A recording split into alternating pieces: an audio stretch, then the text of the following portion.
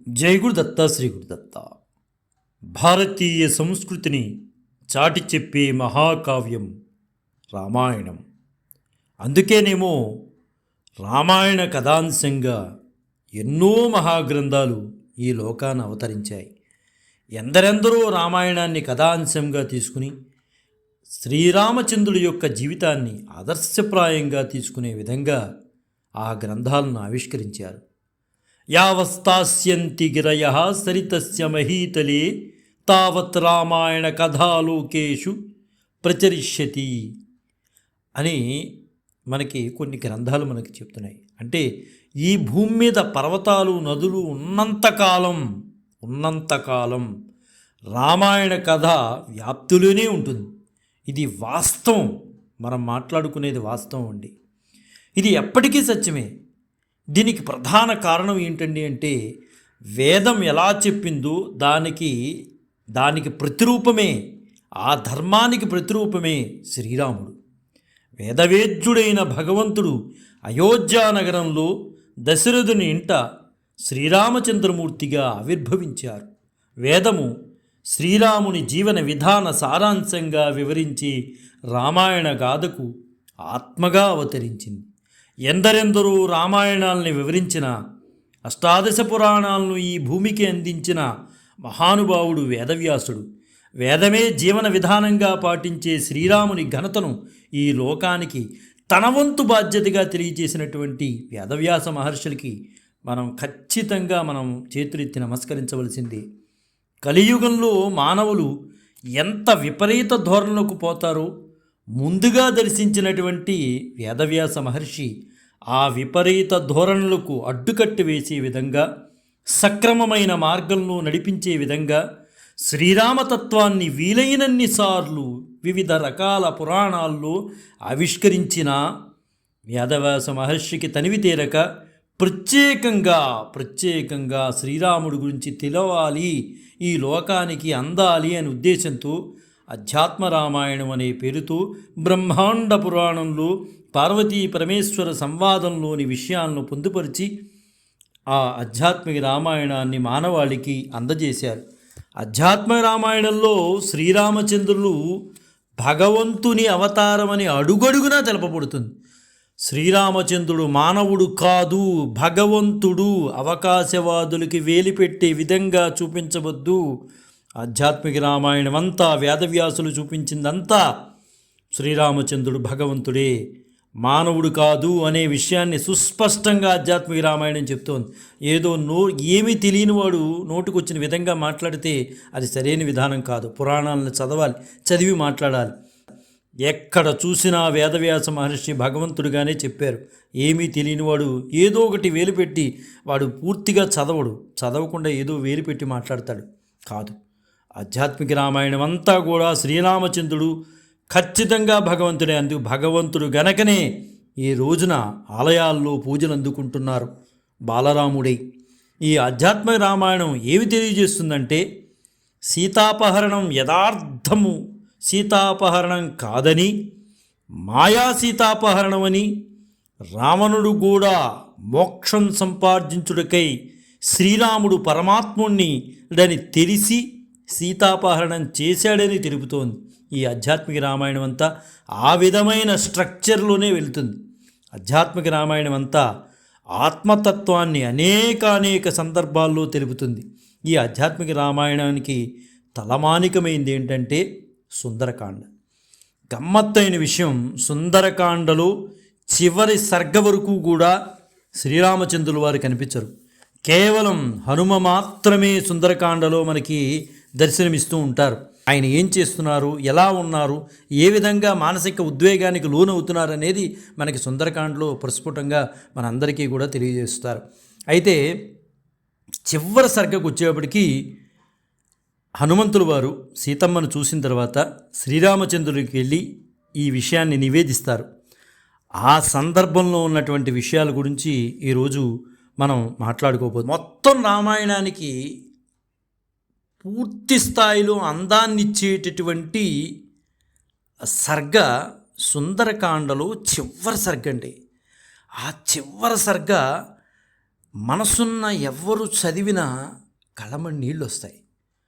హనుమంతుల వారు సీతమ్మను చూసి శ్రీరామచంద్రుల వారి దగ్గరికి వచ్చి నివేదన చేస్తారు. సీతమ్మ గురించి ఉన్న విషయాలను చెప్తారు. ఆ చెప్పేటటువంటి సందర్భంలో శ్రీరామచంద్రుల వారు సుందరకాండలో పూర్తిగా కనిపించరు, కానీ రామనామం మాత్రం వినిపిస్తుంది. చివరి సర్గలో రామనామంతో పాటు రాముడు కూడా దర్శనమిస్తారు. అక్కడ శ్రీరాముడికి ఆంజనేయ స్వామికి మధ్యలో జరిగినటువంటి మాటలు అంత చక్కటి మాటలు. ఆ మాటలను మనం తెలుసుకోవడానికి మనం ప్రయత్నం చేద్దామండి. హనుమంతుల వారు జానకీమాత గురించి శ్రీరామచంద్రుడితో చెప్తున్నారు. ఆమె రావణపాలిత లంకా నగరంలో అశోకవనంలో ఒక సింసుపా వృక్షం కింద రాక్షస స్త్రీల కావలిలో నా తల్లి అయినటువంటి జానకీమాతను దర్శించాను. ప్రభు శ్రీరామచంద్ర, ఆహారం లేకుండుట చేత దీనవదనంతో కృశించిపోయింది మా తల్లి జానకీమాత. మాసిన చీరతో ఒంటి జడతో రామా రామా అని నీ శుభనామాన్ని సదా స్మరిస్తోంది నా తల్లి జానకీమాత. నేను చెట్టుపైన సూక్ష్మ రూపంలో కూర్చుని నీ కథను మొదటి నుంచి చెప్పాను. దండకారణ్యానికి రావడం, సీతాపహరణం, సుగ్రీవునితో మైత్రి, వాలి వధ, సీతాన్వేషణం, ఈ అన్వేషణ కార్యక్రమంలో నేను లంకకి రావడం, వీటినన్నిటినీ కూడా సూక్ష్మ రూపంలో చెట్టుపై నుంచి వివరించాను. నేను సుగ్రీవుని మంత్రిని, శ్రీరామచంద్రుడి దాసుడును అని ఎరిగెత్తి చాటాను. నేను చెప్పిన రామకథను విన్నటువంటి జానకీమాత కన్నులు విస్పారితాలయ్యాయి. నా వీణులకు విందు కలిగించే ఈ మధురాక్షరాలను పలికిందెవరు అని జానకీమాత అన్నారు. ఆ పలుకులు నిజమైతే అతడు నా ముందు నిలబడాలి అని జానకీమాత మాట్లాడారు. వెంటనే జానకీమాత అన్న వెంటనే నేను చెట్టు నుండి దిగి ఆ జానకీమాత ముందు నిలిచి నమస్కరించాను. శ్రీరామ, ఆమె ప్రశ్నలకు తగిన సమాధానాలు ఇవ్వడం ప్రారంభించాను. ఆమె నన్ను నమ్మి ఇలా అన్నది, హనుమా, నువ్వు ఇప్పుడు చూసిన నా దీనస్థితిని శ్రీరామునికి వివరంగా చెప్పు. బదులుగా జానకికి అప్పుడు హనుమంతులు వారు చెప్తున్నారు, అమ్మా, ప్రభువు కూడా, శ్రీరామచంద్రు ప్రభువు కూడా రేయింబవళ్ళు నీ చింతల్లోనే ఉన్నారు తల్లి. నీ సమాచారం తెలియక దుఃఖంలో మునిగి ఉన్నారు శ్రీరామచంద్రులు. నేను ఇప్పుడే శ్రీరాముని దగ్గరికి పోయి అన్ని విషయాలను వివరిస్తాను.